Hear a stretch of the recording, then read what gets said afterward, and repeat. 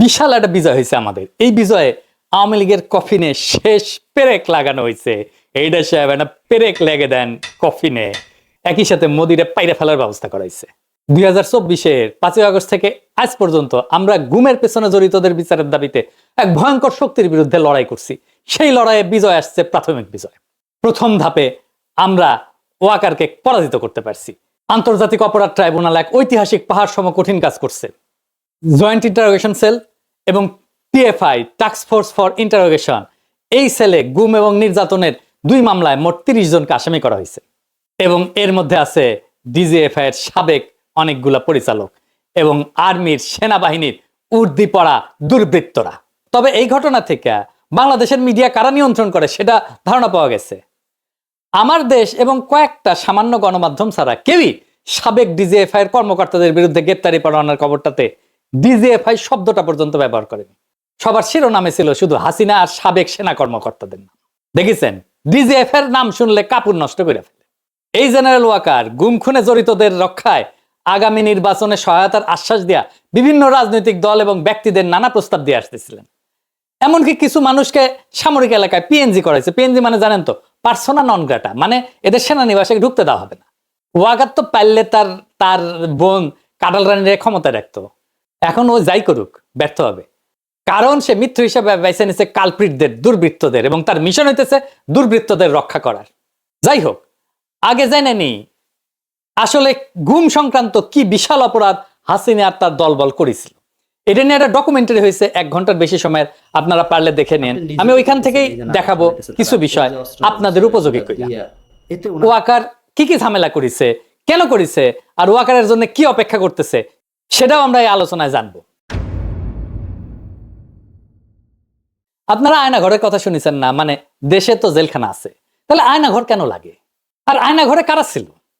আয়নাঘরে ছিল গুমের শিকার হতভাগ্যরা। হাসিনার আমলে কয়েক হাজার গুম হয়েছে। গুম কমিশনে অভিযোগ জমা পড়েছে 1676টা। গুম কমিশনই বলে যে এটা একটা সামান্য অংশ, গুমের শিকার একটা বড় অংশই ঝামেলা এড়ানোর জন্য অভিযোগই করতে চায় না। শোনান এডিটর সাহেব কি বলে গুমের শিকার ব্যক্তিরা। ওই ওপেনলি ওইভাবে সাক্ষাৎকার দিব না, কারণ ওটা এভিডেন্স থেকে যাবে। আমার আজ হোক কাল হোক আমার তো আসলে পরেরটাও চিন্তা করা লাগবে, ফ্যামিলি আছে। এমনি তো অত্যাচারের শিকার হয়েছি, গুম ছিলাম, মিথ্যা মামলা নিয়ে জেলে ছিলাম, এখনো স্টিল নাও হাজিরা দিচ্ছি। ওই 16 সালে গুম হওয়ার কনসিকুয়েন্স এখনো বিয়ার করতেছি। আমার ফ্যামিলি স্টিল নাও সাফারার, আমার ক্যারিয়ার ধ্বংস, সবকিছু হয়ে গেছে। শুনলেন তো? তো জেলে নিতে হইলে তো একটা প্রসিডিওর লাগবে, আদালতে নিতে হবে, আপনি জামিনের আবেদন করতে পারবেন, উকিল নিয়োগ করতে পারবেন, সবার উপরে আপনার বিরুদ্ধে তো অভিযোগ লাগবে একটা, যে আপনি একটা অপরাধ করছেন, তাই না? প্রমাণ লাগবে। যার বিরুদ্ধে অভিযোগই নাই তারে কি করবে? যেমন ধরেন ব্যারিস্টার আরমান, সে তো কোনো অপরাধ করেনি। ব্রিগেডিয়ার আজমি, সে তো কোনো অপরাধ করেনি। হুম্মাম কাদের চৌধুরী, সে তো কোনো অপরাধ করেনি। তাদের তো জেলে দেওয়া যাবে না, গ্রেপ্তার করা যাবে না। তাদের রাখতে হবে এমন একটা কয়েদখানায় যেখানে দেশের আইন আদালত কিছুই কাজ করবে না, সব গায়েব করে দিবে। যারা হাসিনার শাসনের জন্য চ্যালেঞ্জ, তাদের জন্য আয়নাঘর। এবং এই আয়নাঘর করছে বাংলাদেশ রাষ্ট্রের বাহিনীগুলা। সেখানে পশুর মতো রাখতো মানুষদেরকে। আর আয়নাঘর একটা না, সারা দেশে ছিল 800 আয়নাঘর। দেখেন, প্রত্যন্ত অঞ্চলেও এরকম অনেক আয়নাঘর ছিল। আমরা জেনেছি এটার সংখ্যা কয়েকশো, মেবি 700 থেকে 800। সবচেয়ে বড় আয়নাঘর যেটা, সেটা ছিল ঢাকা ক্যান্টনমেন্টের ভিতরে। এখানে কাউকে বছরের পর বছর আটকে রাখা হইতো, কাউকে কিছুদিন আটকে রাখার পরে মনে করা হয়তো তারে আর বাঁচায় রাখা যাবে না, তাহলে হয় মাইলে ফেলা তো, ক্রস ফায়ার সাজায়, অথবা মৃত্যুটাকে দুর্ঘটনা সাজায় দেখানো হইতো। শোনেন, নতুন যারা অফিসার সংযুক্ত হতেন র্যাবে বা র্যাব ইন্টেলে, তাদেরকে বলা হতো 2 জন 1 জন মোরগ নামাও বা প্যাকেট নামাও, গুলি করো। যখন ক্রসফায়ার বেশি সমস্যা হয়ে গেল আন্তর্জাতিকভাবে এবং জাতীয়ভাবে, যে এরা এটা নিতে পারতেছিল না আর এটা ক্রিটিসিজম, তখন ওরা বললো যে আরে আমরা বডি প্রডিউস করি কেন, নাই করে দিলি তো হয়, তাহলে তোকে বুঝবি না কি হয়েছে। তখন এটাই মুভ করলো ওরা, এটা একটা ডিসিশন ছিল। হাত পা বেঁধে চলন্ত ট্রেনের নিচে ফেলাই দেওয়া হইতো, বা বাস ট্রাকের নিচে। চিন্তা করেন, এমন অনেক মৃতদেহ পাওয়া গেছে যাদের ট্রেনে কাটা পড়ছে, চেনা যায় না, অজ্ঞাত। দেখেন কি বিভৎস অবস্থা। এমন একজন বাইসা ফিরছে, গাড়ির নিচে ধাক্কা দিয়ে ফেলাই দিছিল, আল্লাহ বাঁচাই দিচ্ছেন। শোনেন তার মুখ থেকে। ওই আবদুল্লাহপুর আশুলিয়া রোড যেটা, সেখানে নিয়ে যায়। নিয়ে যাওয়ার পরে উনি অন্যদেরকে নেমে যেতে বলে। নামার পরে আমাকে যে কানে কানে বলতেছে, ভাইজান আমাকে ক্ষমা করে দিয়েন, দেখেন আপনাকে তো চলন্ত গাড়ির সামনে ফেলে দেওয়ার জন্য বলা হয়েছে। হঠাৎ করে মানে আমাকে ধাক্কা দেওয়া হলো এবং আমি খেয়াল করতেছিলাম যে গাড়ি শব্দ আসতেছে, তো আমি তো তখন ধরে নিয়েছি যে আমি শেষ। আমি পড়ে গেছি। পড়ে যাওয়ার পর মানে পড়ে যাওয়ার পরেও দেখতেছি যে আমি বেঁচে আছি। আমার তুলে ধরে বলছে যে আপনি ভয় পাবেন না,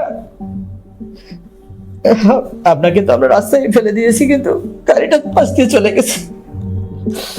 তবে আমি টের পাইছিলাম যে গাড়িটা যখন জোরে খুব রানিং এ আসতেছে, আবার যখন ফেলে দিবে ব্রেক শক্ত করে ধরে পাশ দিয়ে টা করে শব্দ হয়, যেটা ঠিক সেই শব্দটাই আমার কানে আসছে।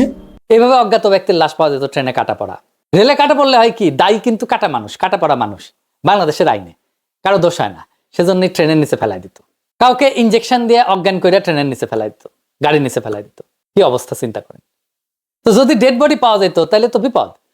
তখন তাদের নদীর মাঝখানে নিয়ে গুলি করে পেট চিরা কোমরে সিমেন্টের বস্তা বেঁধে ডুবাই দেওয়া হইতো। জিয়াউল হাসান নিজের হাতে এরকম মানুষকে মারছে, শুনেন স্বীকারোক্তি। যখন যাওয়া শুরু করলো, আমরা ইয়েতে যাওয়ার পরে উনি ডেস্টিনেশনটা আগে থেকে বলে যাবে কোথায় যাবে, সাউথের দিকে যাবে। তো যাওয়ার পরে তারপরে বললো যে স্লো ডাউন। দেখো স্লো ডাউন বললে তখনই বুঝি যে এখন প্রক্রিয়া শুরু হবে। যখন কলের ভিতর থেকে তাকে তুলে নিয়ে আসে, সিমেন্টের বস্তা কিন্তু বাইরে থাকে স্যার, কলের মুখটা খুলে একজন করে তুলতেছে স্যার, সিমেন্টের বস্তা দিয়ে সে বেঁধে ফেলতেছে, মাথায় হচ্ছে হাঁটু বরাবর আছে, হাঁটু বরাবর আছে। বেঁধে মায়ের কাছে সিমেন্টের বস্তা তাকে একদম কর্নারে রাখছে। সেকেন্ড ম্যান স্যার পিলোটা দিয়েছে, পিলোটা দিয়ে দেখছে সব। তাদের পছন্দের জায়গাটা হলো মাথা স্যার, মাথার এখানে বা পাশে বালিশ থেকে তারপরে একটা 6 রাউন্ড ফায়ার করে। আর 2 রাউন্ডটা ফায়ারের প্রয়োজনে কখনো যদি কখনো তার মনে হয়েছে কারো হাত কেঁপে গেছে, তখন উনি বলতেন সেন্সর। ঢাকার সুন্দরবনের দস্যুদের কাছ থেকে উদ্ধার করে একটা ট্রলার ব্যবহার করা হইতো এই কাজে। এইটা সাহেব দেখান সেই স্বীকারোক্তি। সুদের কাছ থেকে উদ্ধার করা ট্রলার, যেটা জেনারেল জিয়াউল হাসানের টিম এটা এনেছিল, এবং পরবর্তীতে আমরা জেনেছি যে জিয়াউল হাসানের প্রত্যক্ষ তত্ত্বাবধানে অনেক মানুষকে ওখানে নিয়ে যাওয়া হতো রাতের গভীর রাত্রে। এই জায়গাটা এবং বন্দিরা থাকতো বুঝছেন, এখানে এই ডেকের উপরে কোনো কোনো সময় তো ডেকের ভিতরে থাকে, এন্ড দেন অফিসাররা কারণ ডেকের ভিতরে না থাকলে দেখা গেলো মাঝে দেখে ফেলি, এরকম হবে। ওরা সবই সবই এখানে এখানে বা কেউ কেউ এখানে থাকতো, এন্ড দেন এখানে এনে শুট করে এখান থেকে ফেলে দিবে। ওখান থেকে পেট ফাটতেছে ওখানে ওখানে কুইক অ্যাকশন। তার হচ্ছে গিয়ে এখানে যাওয়ার পরে এই যে মানুষটাকে শোয়ালেন, যাওয়ার পরে বাঁধার পরে তারপরে আপনার গুলি করে ফেলা যাওয়া হয়। এদিকে বাঁধার রশিটা রেডি থাকে, ওইদিকে সিমেন্টের বস্তার সাথে রশি বাঁধা রেডি, যেমন রশি বাঁধার থেকে সিমেন্টের বস্তা খুলে না যায়, খুলে না যায়। তারপরে বাকি রশিটা এখন এটা কোমরের সাথে দিয়ে বাঁধা সবচেয়ে সহজ, that of any other places of the whole body. এখানে গুলি করে লোয়ার পোর্শন ধরে ফেলে দিল। কে ফেললো? জিয়া তো গুলি করলো, এখন জিয়েই ফেললো না সাথে আরো যে লোক ছিল তার কে ফেললো এটা আমার খেয়াল নাই, এখান থেকে করে ফেলে দিল। আবার কাউরে ইন্ডিয়া পাচার করা দেওয়া হইতো, যেমন সুখরঞ্জন বালিকে দেওয়া হয়েছিল, সালাউদ্দিন সাহেবকে দেওয়া হয়েছিল রাষ্ট্রীয়ভাবে। এইখানে ধরা খাবে মোদি আর তার বাহিনী। এইসবের মধ্যে মূল ভূমিকা পালন করছে সেনাবাহিনীর কর্মকর্তারা। ওইখানে নিয়ে 2টা লোক আইছিল, হুমড়াই করে বললো তোর পার করে দেব, তারপরে তুই ওই জায়গায় কতদিন থাকবি, আবার আমরা তো আবার ব্যাগ নিয়ে আসবো। ওরা আবার ওই যে ওই দেশ থেকে কারা যেন আসছে স্যার, আপনার ওদের ইন্ডিয়ানরা আসছে, ওরা 2জনকে দিল, আমরা 2জনকে দিলাম। মানে ওরা 2জন বন্দিকে দিল, আপনাদের বন্দি 2জনকে ওদেরকে দিয়ে দিল, যাদেরকে হ্যান্ড ওভার করলো ওদেরকে নিয়ে আবার কি করলেন? ওদেরকে নিয়ে স্যার রাস্তায় 2জনকে স্যার ক্রস ফায়ার দিয়ে ফেলাই দিয়ে আসছে। দুর্বৃত্ত কর্মকর্তারা শুধু একটা প্রমোশন, কিছু টাকা পয়সা, কিছু ক্ষমতা, এটার লোভে এইভাবে খুনি হয়ে উঠছিল তারা। তাদের সৈনিক বৃত্তিকে তারা জলাঞ্জলি দিছিল। তারা সৈনিক ছিল না, তারা এখনো সৈনিক না, সেনাবাহিনী এদেরকে পালতে পারে না। আজকে ওয়াকার বলে সেনাবাহিনীর মরাল নষ্ট হবে, ও তো সেনাই না, ওই তো সৈনিকই না, মরাল কিসের নষ্ট হবে? ওরা রাখলেই তো সেনাবাহিনীর মরাল নষ্ট হবে। ঢাকার আয়না ঘটছিল ডিজিএফ এর আন্ডারে, ক্যান্টনমেন্টের মধ্যে। র্যাবের সেনা কর্মকর্তারা গুম আর খুনের কাজগুলো করছে, এদের বিরুদ্ধে গ্রেপ্তারি পরোয়ানা জারি করা হয়েছে, সকল প্রমাণ জোগাড় করে মামলা করা হয়েছে। এইটায় ওয়াকারের পুচ্ছে আগুন ধরে গেছে এখন। কেন? কারণ ওয়াকার জানে এইভাবে ধরতে ধরতে ধরতে ধরতে ধরতে তার ফাঁসি কা ফান্ডা আসতেছে, ওর গলা তো ফাঁসির ধরি ধরবে। সে নিজেও তো 2024 জুলাই আগস্টে ছাত্র জনতার বিক্ষোভের বিরুদ্ধে সেনা নামাইছিল, তারা গুলিও করছে, মানুষও মারছে, এর দায় তো ওয়াকারের। সৈনিক আর জুনিয়র অফিসাররা গুলি চালাইতে অস্বীকার করার জন্যই ওয়াকার তার আপারে বাঁচাইতে পারে নাই। এতে ওয়াকারের বিন্দু মাত্র কোনো ক্রেডিট নাই। এই ওয়াকার আয়না ঘরের সব এভিডেন্স নষ্ট করে ফেলছে। এভিডেন্স নষ্ট করা আর একটা অপরাধ। ক্যান্টনমেন্টের এলাকার মধ্যে যদি এভিডেন্স নষ্ট করা হয় আয়না ঘরে, কার সেটা দায়িত্বে পড়ে? তার জিম্মায় থাকা জেনারেল মুজিব পালাই যেতে দিচ্ছে, তারা গ্রেপ্তার করা হয়েছিল, রাখা হয়েছে ক্যান্টনমেন্টে, পালাই গেছে। কার দায় তাহলে? এই মুজিবের নামে ওয়ারেন্ট বাড়াইছে, এখন আশ্রয় দিচ্ছে পুলিশ আর আওয়ামী লীগের নেতা কর্মীদের ক্যান্টনমেন্ট গুলোতে, তাদের পালাইতে সাহায্য করছে। আরাফাতকে তো পালাইতে সাহায্য করছে ওয়াকার। আরাফাত ধরা পড়েছিল, নিউজ বাড়াইছিল, কেমনে পালাইলো? তারপরে আয়নাঘর ভিজিট করতে দিবে না ওয়াকার প্রফেসর ইউনুসকে, বাধ্য হইয়া দিছে। এই যে জেনারেল আকবর, যার নামে আজকে ওয়ারেন্ট বাড়িয়েছে, সে গুম কমিশনে স্বীকার করছে, সাক্ষ্য দিছে, তাকেও পালাইয়া যাইতে দেওয়া হয়েছে। দেখেন এডিটর সাহেব তার সাক্ষ্য দেখান। এই প্রসেসের পিকে প্রাইম মিনিস্টার্স অফিস, অনেক সময় ওনার পক্ষ থেকে ডিফেন্স অ্যাডভাইজার ছিল, তো উনিও মাঝে মাঝে ইন্টারফেয়ার করতেন, কথা বলতেন, আদেশ নির্দেশও দিতেন। So out of the way I went to PM and requested হার যে সালাউদ্দিন কাদের চৌধুরীর ফাঁসি হয়ে গেছে, তার ছেলেটাকে এটা করা হয়েছে, এটা খুব এটা দেখা উচিত, আমাদের ফ্যামিলিটা খুব broken and his relatives have requested. আমি নিজে প্রিয়ামকে বলেছি, আমার সাথে মানে আমি 2 বার ওনাকে বলেছি, এটা আমার নিশ্চিত মনে আছে। এবং her response was ছেড়ে দিব না, ছেড়ে দিব না, মানে আমি দেখি কি করা যায়। অ্যাডভাইজারকে তুমি বলছো, আমি বলছি। এবং ওনার কি ক্ষমতা ছিল তখন ওটাকে সমাধান করার? অর্থাৎ ধরেন উনি চাইলে কেউ বের করে দিতে পারতো? পিএম চাইলে হবে না, মানে এটা উনি যা চাবে তাই হবে। এইটাই তো প্রথম গ্রেপ্তারি পরোয়ানা না, এর আগেও গ্রেপ্তারি পরোয়ানা হয়েছে সেনা অফিসারদের বিরুদ্ধে, কাউরে গ্রেপ্তার করতে দেয় নাই ওয়াকার। সে বলে এতে সেনাবাহিনীর মরাল নষ্ট হবে। যুক্তির মায়েরে বাপ, নিজেরা নিজেদের সৈনিক বৃত্তিকে কলঙ্কিত করছে, নিজেকে নিছক একজন ঠান্ডা মাথার খুনি বানাইছে, তাতে মরাল নষ্ট হয় না। ক্যান্টনমেন্টের মধ্যে আয়না ঘর বানায় রাখলে মরাল নষ্ট হয় না। মোটা আজিজকে শেখ হাসিনার বডিগার্ডের ভাই কোটায় আর মোটা ওয়াকারকে জামাই কোটায় সেনা প্রধান বানাইলে মরাল নষ্ট হয় না। বিডিআরে 57 সেনা অফিসারকে ইন্ডিয়া খুন করাইলে মরাল নষ্ট হয় না। কয়েক মাইল দূর থেকে বিডিআর হেডকোয়ার্টারে কাউকে রক্ষা করার হিম্মত দেখাইতে না পারলে মরাল নষ্ট হয় না। ব্রিগেডিয়ার আজমিকে আয়না ঘরে আটকায় রাখলে মরাল নষ্ট হয় না। আর তারা যে বছরের পর বছর যেই সৈনিকেরা পাহারা দিছে, তারা দেখে নাই একজন নিরাপরাধ চৌকস উচ্চ পদস্থ সেনা অফিসারকে বিনা আইনে এইভাবে বন্দি করে রাখা হয়েছে, তাদের মরাল নষ্ট হয় নাই? তারা কথা বলে না এটা নিয়ে তার পরিবারের সাথে, তার বন্ধু বান্ধবের সাথে, তার কলিগদের সাথে? নারায়ণগঞ্জে কন্ট্রাক্ট কিলিং করে 7 জনকে মাইরা শীতলক্ষায় ভাসায় দেওয়া মরাল নষ্ট হয় নাই সেনাবাহিনীর? আবদার ধরিছে মার্শাল ল কোর্টে বিচার করতে হবে। কেন জানেন? মার্শাল ল আইনে গুম কোনো অপরাধ না, তাই মার্শাল ল কোর্টে বিচার করলে সবাই খালাস পেয়ে যাবে। চিকনা বুদ্ধি আছে ওয়াকারের, শুধু বুড়ি মোটা না, মাথার বুদ্ধিও চিকনা আছে। কর্নেল ফারুক, মেজর ডালিমকে মার্শাল ল কোর্টে বিচার করা হয়েছিল। অপরাধ করলে বিচার হবে বাংলাদেশের আইনে। গত 15 বছরে সেনাবাহিনীর মরালকে ঘুমাইতেছিল। ওয়াকার জানে কই তার বিপদ, তাই সে আমাদের পিছে তার কুত্তা আর পোত বালকদের লাগাই দিছিল। এক পোত বালক তো তার হিরো বানায় আল জাজিরায় স্টোরি করেছে, আর আরেক পোত বালকের সাক্ষাৎকার দেয় ওয়াকার। এক সময় তো ওয়াকারের নিয়ে কিছু কয়া যেত না, টেকা পয়সা ছড়ায়, বট বাহিনী লাগায়, এইসব পোত বালকদের দিয়ে ক্যাম্পেইন করায় নিজের বিপ্লবের হিরো বানায় ফেলেছিল। থাইল্যান্ডে গেছিল এই 2 পোত বালক একই টাইমে। পেমেন্ট আনতে গেছিল কিনা কে জানে, জিগান। আমি শুনেছি ডিজিএফআই পেমেন্ট দিছে থাইল্যান্ডে নিয়ে যায়, তবে ওইটাই লাস্ট পেমেন্ট। ডিজিএফআই ওই ফান্ড জয় বাংলা হয়ে গেছে। এটা সিম্পল লজিক বা যুক্তি বুঝেন। হাসিনা বা আওয়ামী লীগ যদি একজনের বিরুদ্ধে প্রতিশোধ নিতে চায়, তাহলে সেটা কে কে হবে?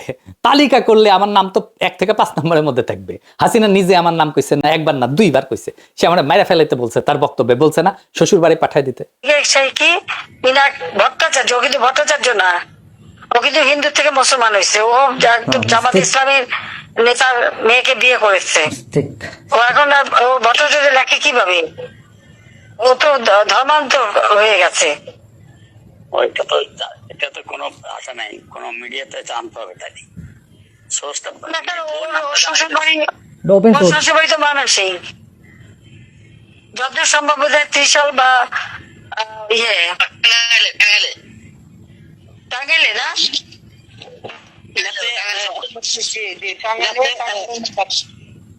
জামাতে ইসলামের নেতা না, জামাতে ইসলামের নেতা কিন্তু তার মেয়েকে তো এই বিধর্মীর সাথে বিয়ে দেবে না, নিশ্চয়ই তার মুসলমান বানাইছে। এই যে সুশান্তের সাথে শরীফ আজাদ, ডাক্তার আইজু নামে লাদায়, সে তো আমাকে খুন করার আহ্বান জানাইছে। শোনান এডিটর সাহেব। পিনাকি ভট্টাচার্য ফ্রান্সের একটা লয়ের কথা বলি, if you kill someone you don't need to death penalty, maybe life in the prison 10 years 12 years। ফ্রান্সে কি বাংলাদেশের মানুষ নাই? পিনাকির মতন একটা কুকুর এই ধরনের কাজ করে যাবে আর বাংলাদেশের মানুষ এখানে বসে আছে? অ্যাসাইলাম মারা একটা কুকুর এখানে বসে আছে, এই কুকুরটা গলা কাইটা যদি এখানে কোনো মানুষের ডেথ পেনাল্টি হবে না, life in the prison. I am challenging, I am sorry. শুনিছেন? আচ্ছা এডিটর সাহেব আবার শোনান তো, হাসিনা আমাকে নিয়ে কি কইছে 2 বার, এটা শোনান। আমরা সব জানি এবং আমরা যত কিছু করার আমরা তার বিরুদ্ধে ব্যবস্থা করবো, আমরা তার বিরুদ্ধে ব্যবস্থা করবো। আমরা আওয়ামী লীগ তো আমার বিরুদ্ধে মিছিল করে প্যারিসে আইসা।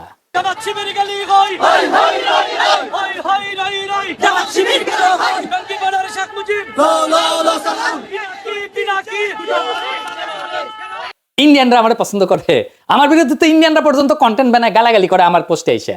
দেখেন তো, নাস্তিক যেগুলো আছে সব কয়টা তো আমার গেলায়, তাই না? বাম যেগুলো আছে সেগুলো তো আমার গেলায়, তাই না? তো তাইলে বাম, ইন্ডিয়া, আওয়ামী লীগ, হাসিনা, নাস্তিক, এই যে গ্র্যান্ড একটা অ্যালায়েন্স, এগুলো তো আমার শত্রু ঘোষণা করছে। তার মানে আমি গ্রেটার আওয়ামী ইন্ডিয়া যে শক্তি, তার বিরুদ্ধে দাঁড়ায় ফাইট করি। আমার চাইতে বড় একটি আমি আর ভারতীয় আগ্রাসন বিরোধী ভয়েস কয়টা আছে? সারা দুনিয়ায় ভারতীয় পণ্য বয়কট আন্দোলন করেছি, সাকসেসফুল আন্দোলন করেছি। তার মানে আমার পিছে যারা লাগে তাদের ফুয়েল কই থেকে আসে এটা বুঝে না। এবার সব কয়টা ইন্ডিয়ান লেসপেন্সার, এদের মিশন আমারে থামায় দেওয়া পারে নাই, হ্যাঁ পারবেও না ইনশাল্লাহ। কারো রাজনীতিটা পরিষ্কার থাকলে তারা থামানো যায় না, এটা তো সহজ কাজ না। যাই হোক, এই ওয়াকার আওয়ামী লীগের মাঠে নামাইছে, তো সেনাবাহিনী একটা আওয়ামী লীগরে ধরছে, এটাও ধরে নাই। আওয়ামী লীগের মিছিলের পাশ দিয়ে আর্মির গাড়ি যায়, ভিডিও আছে। সেনাবাহিনী প্রেস কনফারেন্স করে, সেখানে হাসিনার গোয়াচাটা সাংবাদিকরা প্রশ্ন করে, বিদেশ থেকে ইউটিউবাররা সেনাবাহিনীর বিরুদ্ধে বিষোদ্গার করে, আপনারা কি করতেছেন? আমি বলে দিই উত্তরে, সাংবাদিকের বাচ্চা বালটা করবে আমাদের। আর সেনা অফিসার যে উত্তর দেয়, গাই করে উত্তর দেয়, আপনারে কইতেছি এইসব প্রশ্নের বালসালের উত্তর দেবেন না। ওই সাংবাদিক তো কখনো প্রশ্ন করলো না হার্পিক মজুমদার যে অস্ত্র হাতে যুদ্ধ করার কথা কইলো রাষ্ট্রের বিরুদ্ধে, এই ব্যাপারে সেনাবাহিনীর মতামত কি জানেন না? এই হার্পিক যে অস্ত্র ধরে যুদ্ধের কথা বলছে, একবার না একাধিকবার বলছে। আজ শোনেন একটা, আমি আবারও আপনাকে বলি যে সশস্ত্র সংগ্রাম, গেরিলা প্রস্তুতি, এগুলো আমাদের জন্য জরুরি এবং সেটা আমাদেরকে ভাবা শুরু করা উচিত। আমি মনে করি বাংলাদেশ আওয়ামী লীগের এসব পুতু রাজনীতি করার সুযোগ নাই। আমরা দেখব যদি ভালোই কাজ হয় হবে, কিন্তু দেশ যদি এইভাবে পাকিস্তানের দিকে চলে যেতে থাকে, সশস্ত্র সংগ্রাম এবং আমাদেরকে এই গেরিলা সংগ্রাম বা আরেকটা মুক্তিযুদ্ধ ছাড়া আমাদের কোনো রাস্তা নাই। আমার কথা স্পষ্ট, কোনো রাগঢাক নাই এবং অস্ত্র হাতে যুদ্ধ ছাড়া আমি অন্তত পক্ষে কোনো উপায় দেখি না এবং সেটা আমরা করব। কইছেন এটা নিয়ে সাংঘাতিক হাসিনার গোয়াচাটা সাংঘাতিক। ওয়াকারের এখন একটাই চিন্তা, যেন বিচারের মুখোমুখি হইতে না হয়। তো ফাইনালি ওয়াকার কি করছে সেটা দেখি। এই জেনারেল পর্যায়ে শীর্ষ দুর্বৃত্ত কর্মকর্তাদের বিরুদ্ধে মামলা করায় খুবই ঘোষা করেছে জেনারেলরা, পেটমোটা জেনারেলরা। সেনাবাহিনীর টপ অফিসাররা জরুরি সম্মেলন বসছে আজকে যখন রেকর্ড করেছি। ওয়াকার সহ 56 জন জেনারেল এই যে আইসিটি যে আদেশটা করছে, যে আদেশ জারি করছে, তীব্র প্রতিবাদ জানাইছে। পরিস্থিতি অন্যদিকে মোড় নিতে পারে। প্রাক্তন সেনা প্রধানদের আর্মি হেডকোয়ার্টার ডাকা হবে জানা গেছে এবং প্রাক্তন সেনা প্রধানরা কেউ যাবেন না ওইখানে। এবং এটা নিয়ে যদি কিছু করতে যায় ওয়াকার, তবে প্রফেসর ইউনূসকে আমি বলবো জরুরি ভিত্তিতে দেশবাসীকে অবহিত করার জন্য। ওয়াকার সেনাবাহিনী ইনস্টিটিউটটার এই খুনি জেনারেলদের রক্ষায় নামাবে, এই তার খায়েশ।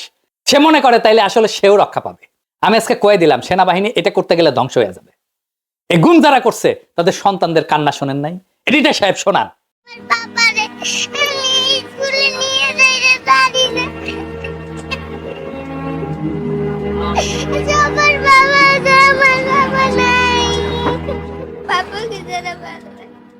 আর একটা শোনান।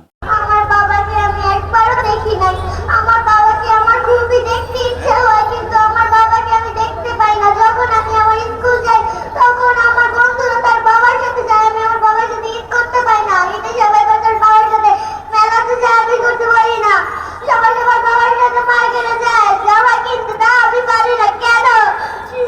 সরকারের কাছে আমার একটাই দাবি, আমার বাবাকে ফিরিয়ে দেয়। আমি আমার বাবাকে দেখতে চাই।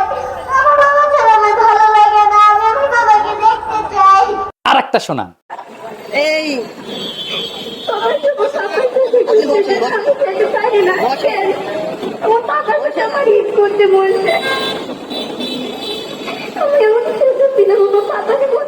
গুমের শিকার সেই হতভাগ্য পরিবারদের, অসহায় এতিম সন্তানদের শপথ সব কয়টারে ফাঁসিতে ঝুলানো হবে, কাউকে ছাড়া হবে না। এই ভয়ানক আওয়ামী লীগ সংগঠনের সাথে যারা আছে তাদের একটাকেও ছাড়া হবে না। এই কান্নার কাফারা আমরা আদায় করে ছাড়বো একদিন না একদিন ইনকিলাব জিন্দাবাদ।